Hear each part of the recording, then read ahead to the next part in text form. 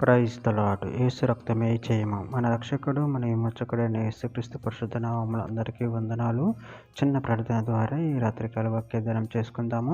పరిశుద్ధుడ మహాగణుడైన దేవ యేసయ్య, సర్వాధికారి నైనా మీకే వేలాది వందనములు, కృతజ్ఞత, స్తుతి, స్తోత్రం చెల్లించుకుంటున్నాను.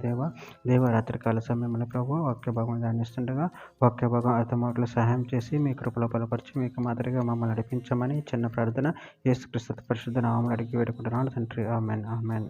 గల్తీలకు రాసిన పత్రిక 4వ అధ్యాయం 9వ వచనం. ఇప్పుడు మీరు దేవునిని ఎరిగిన వారును మరి విశేషంగా దేవుని చేత ఎరకబడిన వారునై ఉన్నారు కనుక బలహీనమైనవి నిష్ప్రయోజనమైనవినైనా మూలపాఠముల తట్టు మరల తిరగనేలా మునుపటి వల్లే మరల వాటికి దాసులై ఉండే గోరునేలా. ఆమె దేవుడి వాక్య భాగం దీవించునుగాక.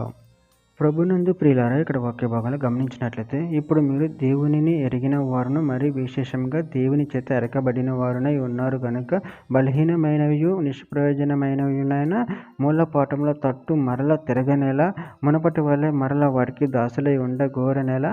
అదేవిధంగా ఇక్కడ వాక్య భాగంలో గమనించినట్లయితే పేతురు రాసిన 2వ పత్రిక 2వ అధ్యాయం 20వ వచనం, వారు ప్రభువును రక్షకుడైన యేసుక్రీస్తు విషయమైన అనుభవ జ్ఞానం చేత ఈ లోక మాల్యములను తప్పించుకుని తర్వాత మరల వాటిలో చిక్కబడి వాటి చేత జయింపబడిన ఎడల వారి కడవారి స్థితి మొదటి స్థితి కంటే మరి చెడ్డదగును. యోహాను రాసిన మొదటి పత్రిక 5వ అధ్యాయం 20వ వచనంలో, మనము దేవుని కుమారుడైన యేసుక్రీస్తు నందున్న వారమే సత్యవంతునింది ఉన్నాము. ఆయన నిజమైన దేవుడు, నిత్య జీవమునై ఉన్నాడు.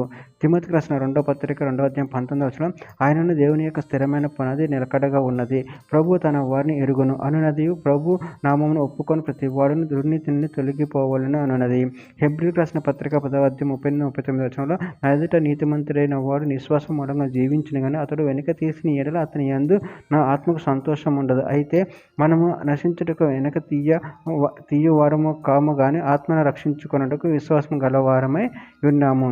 కీర్తన గ్రంథం 30:7వ వచనంలో, నువ్వు నా బాధను దృష్టించి ఉన్నావు, నా ప్రాణ బాధలను నువ్వు కనిపెట్టి ఉన్నావు, కావున నీ కృపను బట్టి నేను ఆనందభరితుడనై సంతోషించెదను. కీర్తన గ్రంథం 91వ అధ్యాయం 14వ వచనం, అతడు నన్ను ప్రేమించుతున్నాడు గనుక నేను అతన్ని తప్పించెదను, అతడు నా నామం నెరిగిన వాడును గనుక నేను అతన్ని ఘనపరిచెదను.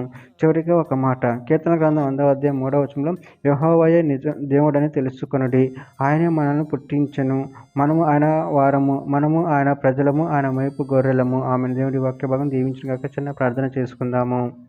పరిశుద్ధుడ మహాగణుడైన దేవ యేసయ్య, నాయన మీరు ఇచ్చిన వాక్య దాన్ని బట్టి ప్రభావం కృతజ్ఞతలు చెల్లించుకుంటున్నదంటే నాయన మేము మీ వారం తండ్రి నీ ఎంత భయభక్తులు కలిగి నిన్న మహిమపరచు కనపరచు శక్తి అనుగ్రహించామని చిన్న ప్రార్థన యేసు నామములో అడిగి వేడుకుంటున్నాను తండ్రి. ఆమెన్.